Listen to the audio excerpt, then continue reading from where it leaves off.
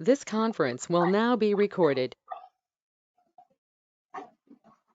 Hello, everyone. Thanks for coming on this afternoon.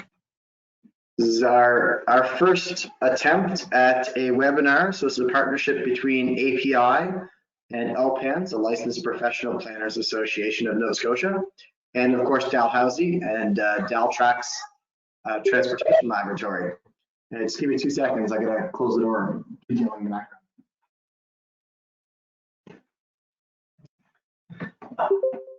The joys of working from home. So today's webinar was originally going to be a lunch and learn, but of course we had in-person events canceled for a couple of months now. So I'd like to thank Dr. Habib for rescheduling and all the folks at Daltrax and API for helping make this happen. So today's presentation is being given by Dr. Ahsan Habib, a transportation professor at Dalhousie's School of Planning and Civil Engineering. He's cross-listed. He's the founder of Dalhousie Transportation Collaboratory, a multidisciplinary research unit. And I'm going to hand things over to Dr. Habib to get started on his talk about connected, autonomous, shared electric mobility. Thank you, Sean. I thank you for giving us the opportunity to share some of the research and thinking that we were doing on planning for connected, autonomous, shared, and electric mobility.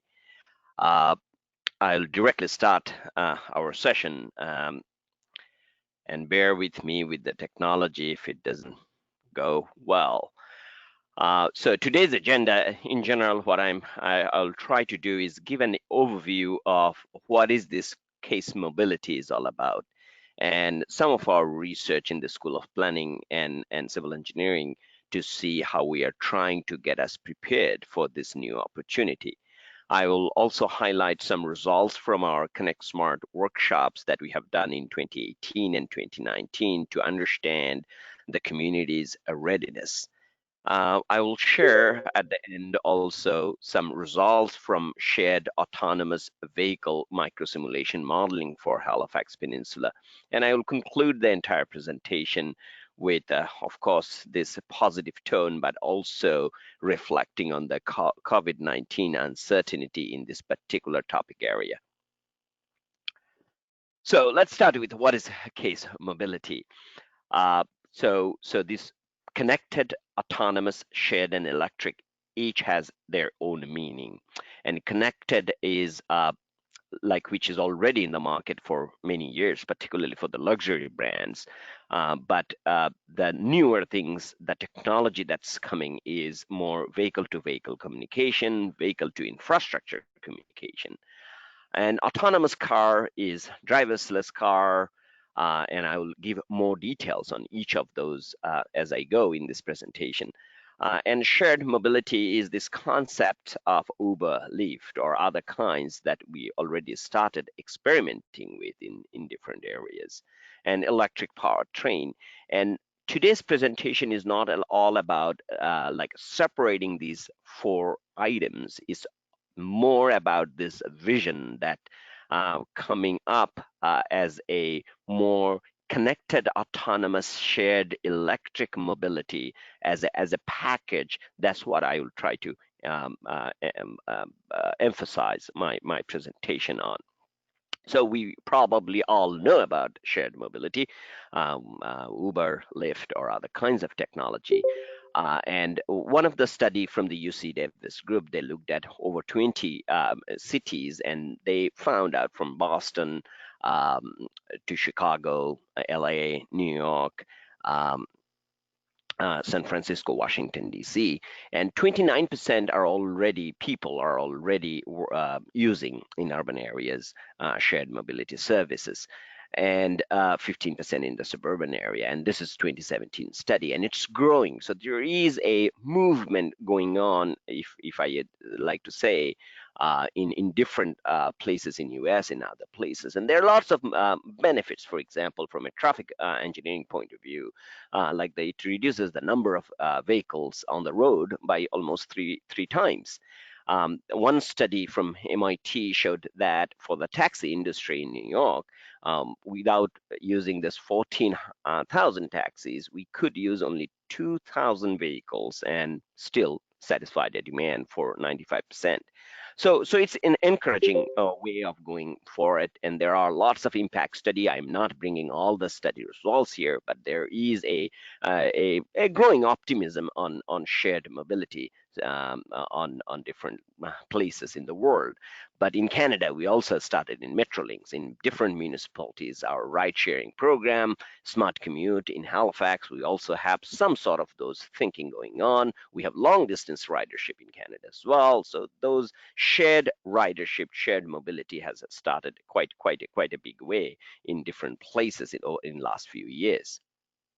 So we looked at, as one of our M-Plan study student, started looking at the planning and regulatory framework, because planners needs to give this framework for people to start operating with. And you all probably are aware of the public discourse as well, the tensions between different industries. Whenever there is a new thing challenging the status quo, there will be those kind of things. So we try to look at most of the established regulatory framework, cities as well as emerging cities. You see the list there: Toronto, Ottawa, most established one emerging, Red Deer, Quebec at that time when we were working on this research. So we looked first at the public discourse, and there is this tension. Look at the taxi drivers and others. You can see from their comments that we need a level playing field. The only one that doesn't seem to like it is Uber. So there are these tensions, but what struck me most from that study, from the public discourse, is that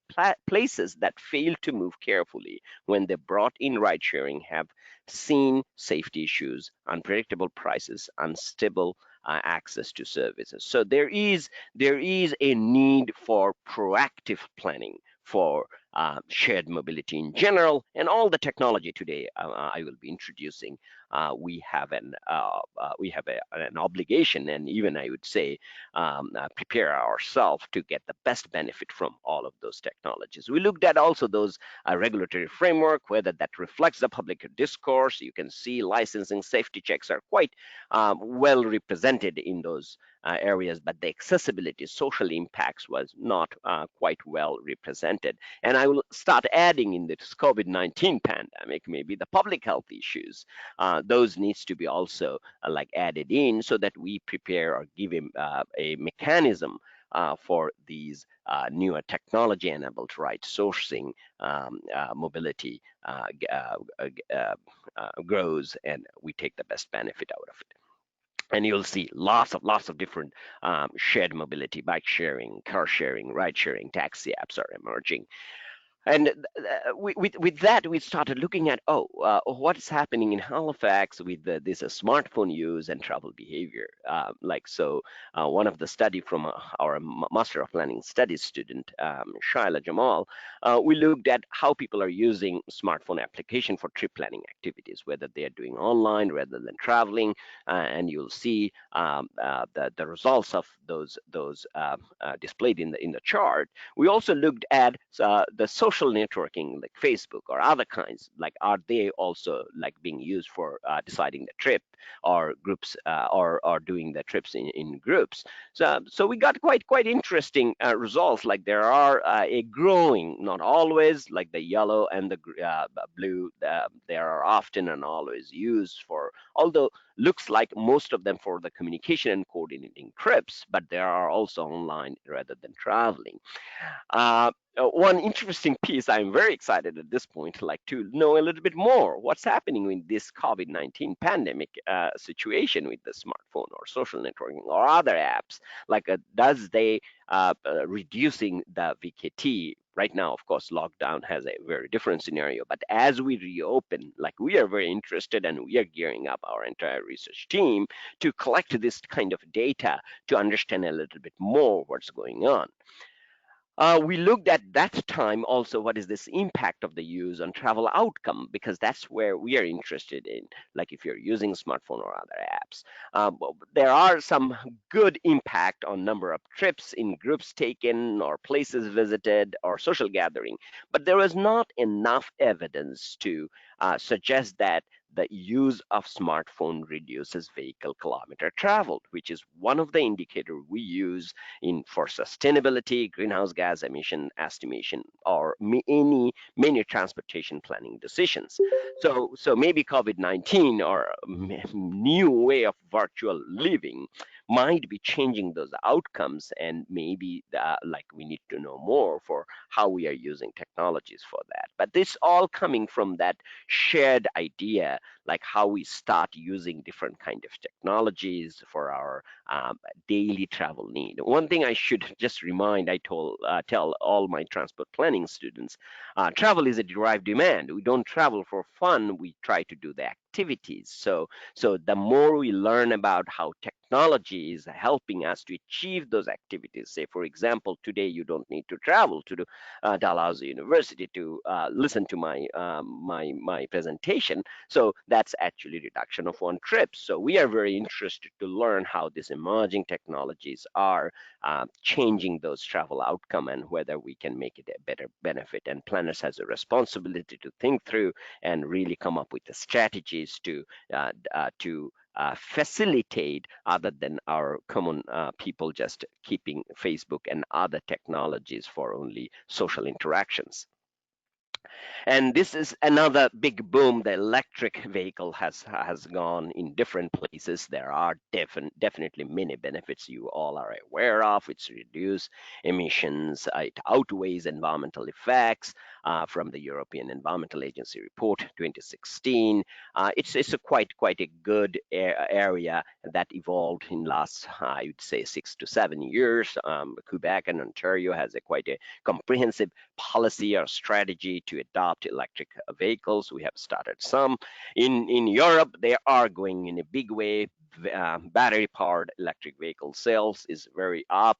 And these numbers are a couple of years ago, but it's still relevant. Netherlands and others, and in Canada, like the Pablo Scannerglow's team, McMaster team, they looked at also how what is happening in different municipalities across Canada, this adoption. So there is a growing trend. And for planning, we need to start thinking, or we have started thinking in certain ways, but not in a big way, in my observation, in Halifax or in Nova Scotia. What will be the EV parking? Where should be the EV charging stations, the trucking centers? So, and we need policies, we need more updates in the land use bylaws, and really have a more, not unit means municipal by municipal plan, but as a provincial strategy on those kind of things, so that like there is this network that can grow and we can support the use of the new technologies. Now, this is the big elephant probably everybody was waiting for: connected and autonomous vehicle, which is worthy of taking me a selfie of when I saw one in 2018 in TRB, and the whole graduate student team actually was in that car, and we tried that experiment. But this is new thing, and it's coming. It's real. This is the one reason why I put this photo on. It's a 2018 photos, and you will see many cities piloting connected autonomous vehicle. In Ottawa, for example, Kanata neighborhood has a fully integrated connected autonomous vehicle test beds, and many other places. And I was arguing in different places, particularly in TAC and other places, that Halifax could be a good size city to experiment with a full fledged cab test bed. We'll see. My rationale for that is, of course, our network is not as big and complex than other places, and at the same time, we have quite a big industry of IT related support and other kinds. We had at that time RIM, research in motion, but like we have to prepare ourselves like in certain ways if we are looking for this kind of opportunity when there are funding or other federal initiative going on, so that we have shovel ready projects of that kind.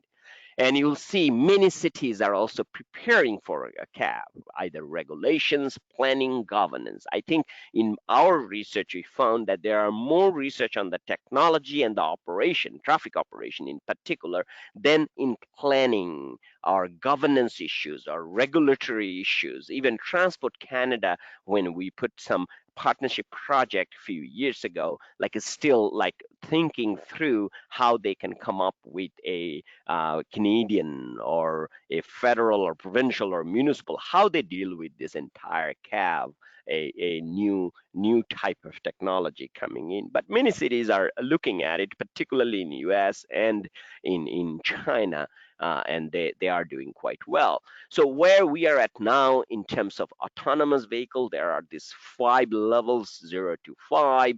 We are at this point hands off and eyes off stage, but there will be very soon this minds off and no steering wheel, not a driver needed. Even the one we tested, there was no driver. So those are in pilot project, but in production, in reality, people are already in second and third phase. And you can also see there are lots of benefits. Couple of study from one study, I would say this is the Virginia Tech one. Like the 81% of the crashes can be reduced, and 18% for the unimpaired driver can be reduced. So all these what you hear in the traffic road safety world, the Vision Zero, like I can see this is coming out of that kind of a newer autonomous vehicle autonomous vehicle mobility future for many cities. Of course, it's not coming within like years, but there are good indication like we might be going there, and there are benefits of this traffic delays with 27%. The most important one is the road capacity get increased because there is no requirement for vehicles for the stopping distance. It could be platooning. The trucks have already started that in certain places, particularly in the Virginia corridor interstate. And it has also environmental and other benefits, as you can see. We are all waiting for those 5G because whatever happening on the connected autonomous or fully autonomous, there needs to be seamless data packages like going from one vehicle to another, all the infrastructure. So I think 5G will be the game changer, and you probably are all aware of the tensions, who controls or who provides on those 5G, because this probably will be connecting us in different ways in the way we live our life in cities or towns or rural municipalities. This entire piece of connected autonomous or electric powertrain is coming from this mass concept. That's why I start integrating these ideas in. So mobility as a service is a very new concept. People have just started experimenting with, but the idea is we probably will not own a car. We'll probably ask for services, and we might get that services whenever we are looking for. And you will see two photos, two diagrams of the ecosystem of that infrastructure. Like one of the big one of the big saying is this mobility as a service is the Netflix of transportation, and it's true. And I strongly believe, and I am seeing evidence of that. We going into that direction. You can see in, say, for example, Sweden, they have already started implementing with the WIM card. Like you can do the taxi trips, transit, and other kinds, so that like you are not owning a car, there will be a different ways of doing our activities. If we go for the mobility as a service, and I can talk about mobility as a service for hours, this is one of the research area we are now pushing hard to learn more.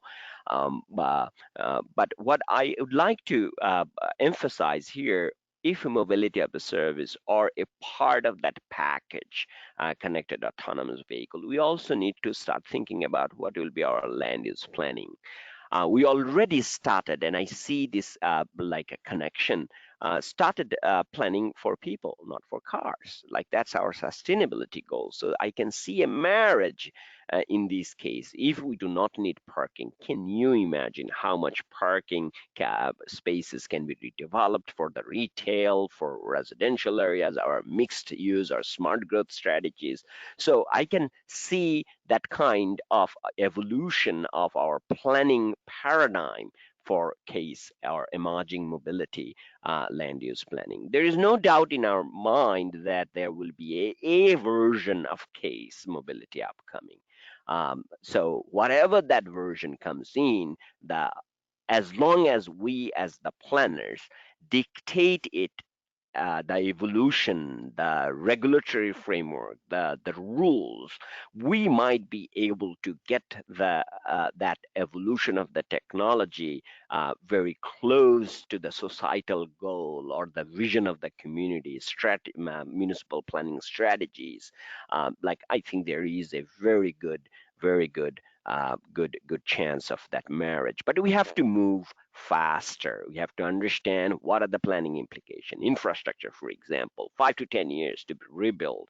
We have a legacy equipments. That's important. We have to also think through what's the impact of these kind of things or benefits to elderly citizens in rural areas. What happens to the system outrage? Completely different kinds of problems we might be facing at that time. And the capacity building. We need newer kind of planners. I strongly believe that the more we start bringing data sciences, the more we start bringing technologies, even this pandemic, I am seeing the multidisciplinary or more data-centric, like the planners, is what the capacity building we should be doing for now, or retraining, retooling. Lots of data we are talking about. If there is this connected autonomous vehicle or shared or even like Uber or others coming in, and I sometimes like I make this comment that we don't know how to manage the small data. How can we manage the big data? So unless we start like in our curriculum in the schools, planning schools at the same times,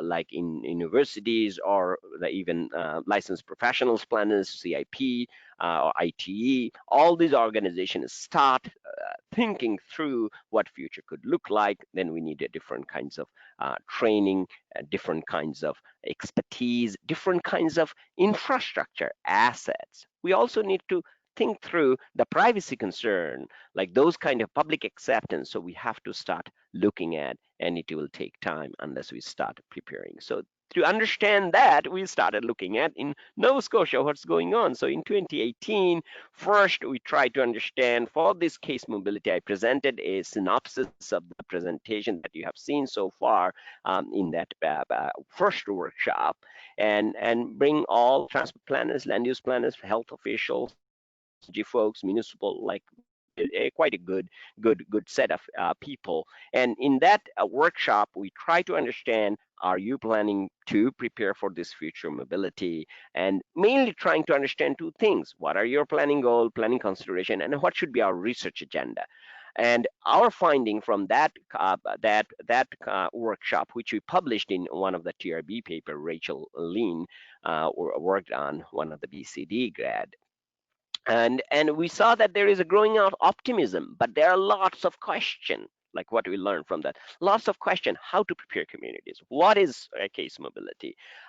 There are lots of infrastructure need, also the raising concern about land use issues, equity issues, active transportation, how that plays in. So we have more question, not planning direction than what I expected. It was more about how we can learn about it. So what are the best outcome from that particular workshop was this research agenda. So we got a big list of research questions to work with, but what disappointed us is not enough, like the planning planning processes or planning initiatives started to embrace this technology-enabled mobility. Then we organized a second workshop where we started looking at the scenarios for Nova Scotia.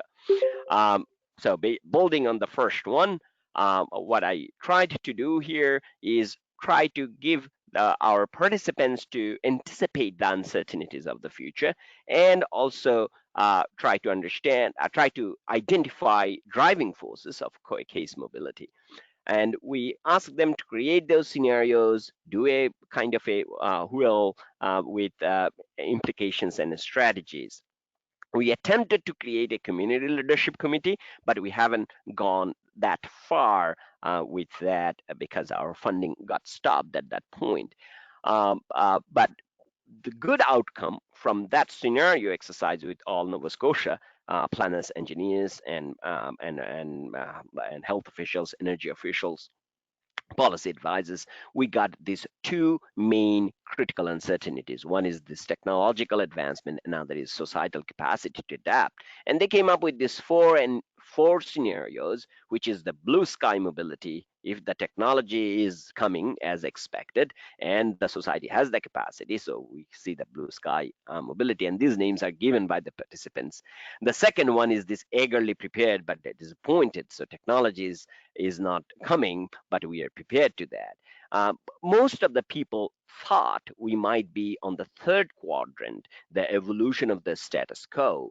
And that also posed some challenges. I'm coming to that point very soon. What I liked most, though, the name I believe Marcus gave this one, the Great Atlantic will spin. Like there is the technology, but we are not ready to accept because we are not given enough thought, or we would like to just be slow in adopting on things. But each of those scenarios, the participants also came up with what are the impacts, what are the strategies to deal with. And you can see for the blue sky scenario, there could be infrastructure need, there could be real estate market opens. But for each scenario, we have some serious challenges. For the third quadrant, for example, evolution of the status quo, is this congestion, less car ownership is still like we are thinking through how to do with the GHG emission, all of those kind of things going on. People are predicting if autonomous vehicle or other kinds of trips can be shared, there will be dramatic change in terms of our total GHG emissions. So we started looking at those strategies. We published this paper as well recently with Katie Walker, and we are. So after this qualitative understanding, or I would say in parallel, we also tried to see what happens using more advanced traffic microsimulation to see what are the real impacts, like if there is this shared autonomous vehicle in Halifax. So used this vision modeling technique. We have 13,000 total link, all the signals, good visualization. We have this commute trip of 57,000 in total, and lots of demand. So this is more kind of a diagram how we did it. We established the network, we put all the parameters in, and we also did lots of like kind of a modeling exercises, calibration of drivers' behavior, traffic assignment, route calibration, and also did some validation approaches. All the equation that you are saying, don't worry on that. That's more for my PhD student for getting his PhD degree. He needs some complex stuff to get published in peer-reviewed journals. But what we found, like we are quite mimicking the existing baseline scenario. We did some validation with some MyoVision video image processing data. So we were good in that scenario, meaning the base scenario, no shared autonomous vehicle. Then we assume two scenarios. One is 85% of human-driven car, because this is the messy piece. There will not be any overnight change from human-driven car to shared autonomous vehicle or autonomous vehicle. There will be some transition, and that's messy piece. We all are like in certain way nervous, or in another way excited to learn like how we can do those or help those happening. So 85% human driven, 15% shared autonomous vehicle, and 80% and 20% shared autonomous vehicle. What we found in both cases in Halifax network, and we can visualize that there, the speed increase, so we have a quite a good capacity increase, speeds increase, but there are some travel time increase. Um, what disappointed us from that study or defied our hypothesis is our total vehicle kilometer travel increased. So the societal goal of reducing greenhouse gas emission is troublesome. Now we are experimenting more with a better algorithm for trip requests because we use some sort of a you have a demand and you send a request. There was a clearance time to serve you. So in this year, a couple of civil engineering graduate students are working on like serving shared autonomous vehicle demand in Halifax. We might have a little bit more robust results to conclude on that, but initial results suggest that we are not yet there in changing the VKT. So I would like to start summarizing. So it's important, like I would like to emphasize this, it's important to plan for case mobility. Currently, we have a very limited preparation. We have to start thinking through in anything that we do, whether we are doing our mobility plan or our strategic plan or land use plan, we should start keeping some eye on some technology penetration within our transport systems. So that's very important. We also found that workshops are quite good tool, participatory support tools to combine the research outcome, research finding, as well as an ideas from practitioners and try to see the community's level of familiarity, or even I would say a training tool. I think at that workshop, one of the evaluation we get is like we learned a lot about mobility as a service. We never knew about it from even top ranking transport officials.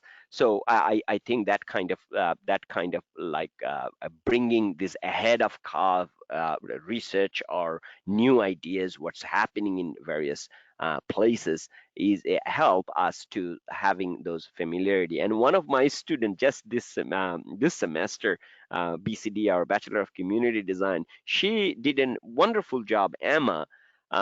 She interviewed all rural places or rural officials from rural places to really learn what they think about case mobility. So we haven't added any slides in this presentation, but we are right now working on putting that paper for some publications. But we'll get a better view. So we are looking at in all angles, or not all angles. We are trying to expand our coverage on learning and understanding how case mobility can be effectively adopted, or learn more how what might be the impact or benefit for Halifax, Nova Scotia, or Canada in general. We put a big proposal last year with a couple of UBC, U of T, and a couple of universities from Europe. We were not successful at that time, but we are hoping that we'll resubmitting that very soon to get that partnership going on, so that we can be a big player in this particular research stream. We also found the scenario planning is a good tool in addition to data and modeling. So like when this data, and I emphasize, and many of you probably know, at least those who attended my classes or other presentations, like I emphasize on data and modeling very much, because I believe that data is another voice on the table. But I also find like for this kind of uncertain future, scenario planning or other kinds of qualitative techniques are quite interesting to complement each other, to learn more and help planning direction, policy direction, or bringing the conversation in. And future is uncertain. Like for you all know, for COVID-19, like the way we were thinking, say 6 months ago, like we are not thinking the same. So for example, right now we all doing COVID-19 research, not enough connected and autonomous vehicle. So of course, this vision is like having this big thing happening. Like that's what we all excited about. But the reality, like even a few months ago, was just road rages, and now we have another reality, COVID-19. We are still thinking through what will be this COVID-19 impact, pandemic impact on connected autonomous vehicle or transportation system in general. But of course, we know transit ridership is down. We know like we need some modification. We might need more wider sidewalks wherever possible for social distancing. Our public places needs to be different. Our activity patterns needs to be different. Our how we serve our activities. You already seen some changes which we as a planner or technology kind of tech savvy persons were telling or asking people to do many years. For example, like Walmart grocery delivery with the smartphone app. Now we are doing it because we have that capacity. And the more we are learning or experiencing this unprecedented time, we are seeing that we have more technology available. Even in our classes, we never knew we are subscribing for, say, Microsoft Team, or we have a Collaborate Ultra to do online teaching. We are learning a lot, like untapped resources of the technology, which might help us to really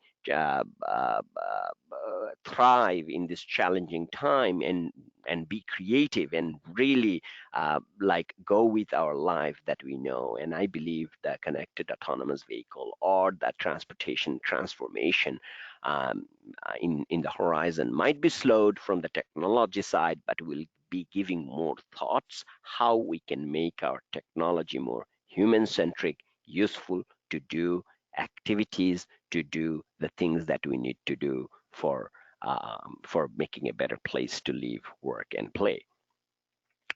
And I would like to thank you, of course, all the funding agencies, NSERC and many others. But most importantly, my terrific graduate students, they do the wonderful jobs, and I mostly present in different places, aggregating their results. So all credit goes to my graduate students who are wonderful, terrific, and very good at what they do. Thank you very much. Of course, we can open the question and answer period. And Sean, like the way you'd like to go forward.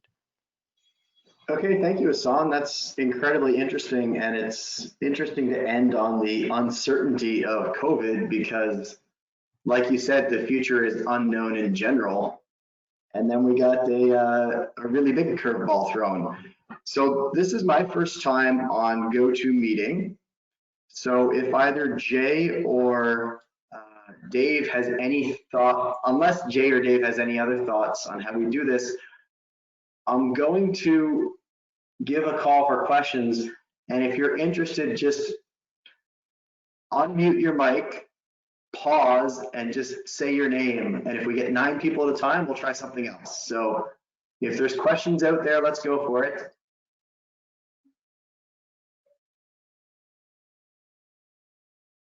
Ooh, okay. So Ahsan, then I'm going to ask you some questions. I think you and I could probably chat about this for about 7 hours, but the first question that I have is about the Netflix of transportation. You said, I think you showed a clip from Sweden. And my question, I guess, is that many of these services, as far as I can tell, don't consistently make money. So you've got Uber loses money hand over fist. Transit systems are subsidized. Airlines these days look insolvent, yada, yada. And we can go back through history and find more. So my question is, when you have this Netflix subscription service for transportation, who's providing it? Because in the free market, if a lot of these services lose money, then it looks like a great option, but eventually you go out of business. So that's kind of, who sets this up? Is this a private public partnership type thing? Great question. Yeah, sure. Great question. So let me begin with this way. Mobility as a service, the industry desire is maybe they will not be making money in the first few years, like the way Netflix happened, and or Facebook happened. But over the time, when there is substantial number of people signing in, there will be profit. Like we'll see, like Facebook, I don't know why they are making, why they are $1 billion um, um, um, uh, venture. But you all know, like there will be not only mobility as a service component to that, the industry desire, let's put it this way. There will be advertisement, there will be other kinds of use of the data, the movement. They're already doing that with our Google Map and other kinds, even contact tracing, if you look at that way. So that's the desire, and that's the direction that I am seeing. Um, People are experimenting with the market mechanism at this point. There are public-private partnership in certain areas. I know in Northern Ontario, they did some for the shared mobility, kind of like with the Uber pool and transit public-private partnership. So three theories. I actually at the end removed that slide from my presentation. The prediction is there might be winner take all component. Maybe there will be one private like Uber or Lyft. Someone is just taking that entire mass kind of things, the way we do Bell Reliant or Eastlink. There could be these micro providers in different places. That's the another theory. Like that might be a possibility, localized, like different kinds of more private entrepreneurship. There are some utopian thought that the public agencies might be running it, but that's not like the most researchers are predicting. So they are thinking the first two. So there is this bet on private entrepreneurs are coming with app or other ways or operation the private map, that entire system. Now how they can make the money, the the way, like the way we saw is, if there is this auto ownership is gone, parking cost is gone, people might have more disposable income for mobility as a service. So the rate might go up at that point. Right now, this might not be in the initial case. So there are lots of wasted component in certain ways, the way right now we use our vehicle.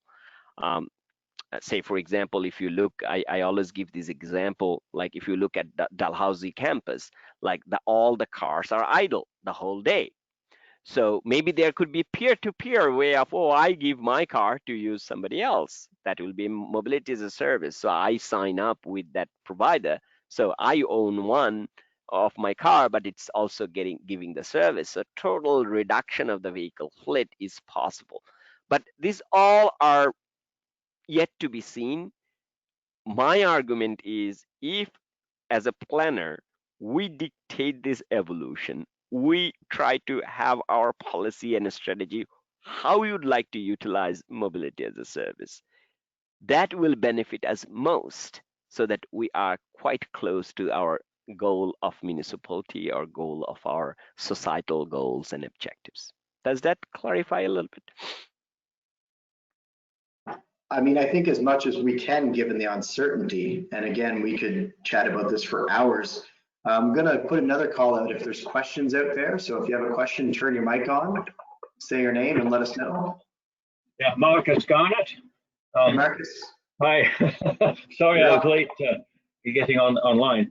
I'm curious how this the case mobility could be integrated with the idea of pay as you go for use of the roads, especially as vehicles transition to electric and the gas tax revenue dries up. Is it possible that the cost of the infrastructure could somehow be rolled into the cost of using the vehicle? And would that mitigate overuse of cars? Yeah, again, excellent question, Marcus. You always put the right right nail on the right spot. So let's put it this way. With the shared autonomous, the entire case mobility as a package, there is an expectation. There will be lots of infrastructure improvement will be required. Even our painting pigment will be different. Otherwise, autonomous vehicle cannot detect that, for example. Our traffic signals will be different. Our ramps will be different. So there will be gradual improvement of that. And now where we get this money from? So there is a possibility for that the entire infrastructure or transportation system start becoming a private enterprise. There is a possibility. Question is, it's a very long, distant, or we don't know. It could be overnight as well. So there is a possibility that the infrastructure itself, like, becomes this private company's responsibility to operate, to build, to run all of those kind of things. And we have seen the similar kind. I always try to, whenever I look at the case mobility research, I always look at the IT sector. You'll see, for example, RIM created their own infrastructure for Blackberries, right? So that's a dedicated. That's why we still use at the upper administration level, because that's their own, not like the iPhone they use that more publicly. So you'll see the internet companies, Cisco or all others, they created the same kind of transport network, but that's transport of data. So I am assuming that anything that comes from tech companies or corporations will be taking similar kind of model, and then our roads will be similar kind. But the question will be how much public acceptance, or how much governance or government issues, or rules, laws, or acts can allow that to happen, or when.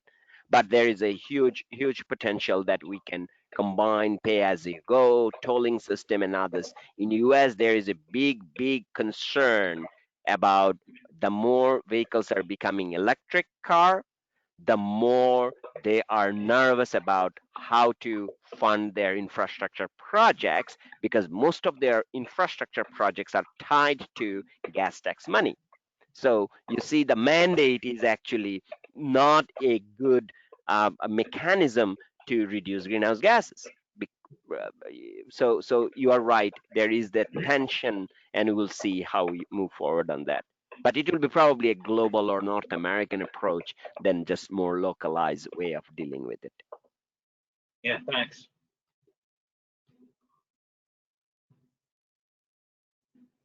So I just have a follow-up thought on that. In that, and you mentioned that more and more of the infrastructure could be owned privately. And I think that you've said it many times before, but all of these big questions, fiscal, economic, governance, equity, to me really hit home right there. Who owns the infrastructure? And I think of, for example, Highway 245 in Antigonish County. It's where my cottage is. No private industry is ever going to be able to make money on a road with 750 cars a day and so much length. And similarly, private industry could probably make a go operating the Route 1, the Route 10, the Route 6 in Halifax, but they're not going to be making money on the other things. And I think that the pivotal question is, if we give industry control of our infrastructure that's absolutely critical to how people live, the healthcare they can get, all their opportunities, then what fail-safe is there so that they just don't abandon whole people that can't make them money? And I mean, to a certain extent, that's what we've seen with private automobiles. If you cannot own a private car, well, tough luck if you live in Hammond's Plains, tough luck if you live in Muscatava Harbor. And until now, broadly, our society has been okay with that. We really have been. So in many ways, the history of transportation shows us how potentially wrong all of these things could go. but in some cases it shows how right things could go. I mean, the London Underground was broadly built with private money. Same with New York, same with Paris. So it's not that one is wrong or right, it's that the governance and your goals are so critical. So I'm going to put it out there again if we have any questions, or if Ahsan wants to respond to those thoughts. Okay, sure. Again, like a very complex issue. Let's take my academic hat and start utilizing my academic freedom on commenting on these type of questions. There are efficiency issues in terms of how much infrastructure we maintain, we provide in public sector. Private sector, of course, will make it more efficient. Say I can give you one example. Per capita highway road length in Nova Scotia is higher than any other provinces in Canada, per capita. Question is, do we need them? Do we need those pavement management when we cannot provide enough bike lanes, walking pavements, those type of things? There are also issues of like whether we need, say, bike lane in the 80-kilometer highways when we do not have in the central area a network. Like, I'm not criticizing anybody. It's more about like how we can make these things more centralized, more efficient is one objective for transportation planning. And then there is equity issue. That's why I told this it's a complex, that there is an equity issue. What I strongly believe is technology is providing us more opportunity to do the both. Efficiency as well as the equity issue. Just think about a few years ago, I will give a completely irrelevant kind of example. How many people have their voices when there was no Facebook or Twitter? Other than voting or maybe one or two rallies? Now, many people have opportunity to bring issues up front, make it viral, have those kind of movements. So the same thing might happen if we start utilizing these kind of opportunities, either smartphone application or shared mobility or connected and autonomous mobility or electric. Not the electric power car is different, but the more we start utilizing them, we will learn how can we balance the efficiency need as well as the equity needs. For example, it can open, the connected and autonomous vehicle can open the opportunities for entire rural communities, like who doesn't have anymore their neighbors to give them the ride or the youth to give them the ride. Right, this is one common problem whenever I go to any workshop or any projects in the rural areas. So that might be the case, could be key and an option. So the question is more not like be nervous about whether a private ownership could be a problematic one. It will be more how we planners and engineers really negotiate and put the best use in a best way. We have an opportunity to be proactive, not reactive. The more we do those kind of a proactive planning, how we'll be solving as it comes, the better the outcome, and the better it will be in close alignment with our societal goals.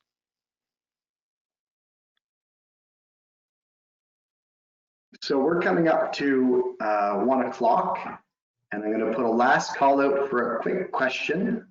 Anybody out there? Yeah, can I ask a question?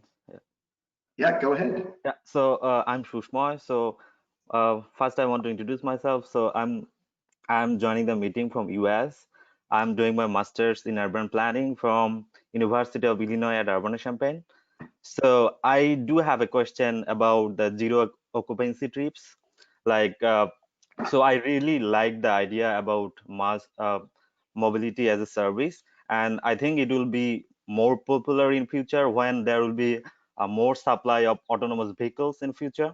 But still, I'm skeptical about the mass services, because when there will be a shared vehicle, so the autonomous vehicles still needs to travel to pick up a passenger, or after dropping off the passenger, they need to go back to their depots or whatever they want to go. So there will be an issue of zero occupancy trips. And when there will be increase in zero occupancy trips, there will be increase in VMT. So there will be increase in the greenhouse gas emission as well. So how can we still address the big societal issue of decreasing the greenhouse gas emissions or other things like that? So yeah. Very good question. Very good question. You're right on. So the reason the empty trip is a one big problem, and we have that. We have some experience with empty trucks in logistic industry. But I just put the slides in. The reason why we got more vehicle kilometer traveled here is for empty trips. Even when we assumed our study area is only Halifax Peninsula, very small, tiny downtown core. If we have considered the entire HRM, like with all rural, sprawling, suburban, and rural commuter shed, that VKT could go up for that empty trips.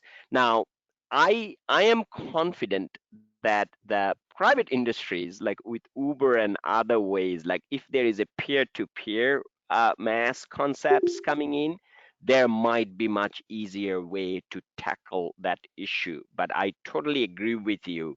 Like there will be that underutilized trips, and we still need to figure it out, like how that can be addressed. And there are also many other questions, like if we see that autonomous cars are coming, maybe we all start living in Lunenburg or Cape Breton, or more distant places, which is like going against all the thing that we preach as a planner, our no sprawling strategy. So yes, there are issues. I will reemphasize, we planner has the responsibility to start preparing our community to have those conversation coming in, so that the corporation or private industry doesn't put what they want. Instead, they create or innovate what we need. Thank you. Thank you, Professor. So thank you from Illinois. It's great to hear we have international reach on this webinar. That's wonderful. Thank you for coming on. I'm going to thank Ahsan. This is fantastic. I think your points are very important and very well taken. And as we've chatted about Ahsan, you and I, we're going to get you back on for more of these, hopefully in person at some point, as COVID restrictions are lifted. Because yeah, we really need to talk about this as planners, and we need to bring in other folks as well, engineers, people in governance, people in finance. So I'd like to thank you, and I'll give you the last word before we shut down. So thank you very much, Ahsan. Thank you everyone for coming on. We've had about 30 to 35 people. That's a great turnout. And back to you, Ahsan. Thank you very much, everyone, for listening, for coming to this, and stay safe. That's very important. And try to think about how we can change the world as a planner. Thank you very much. Bye, everyone. Thank you.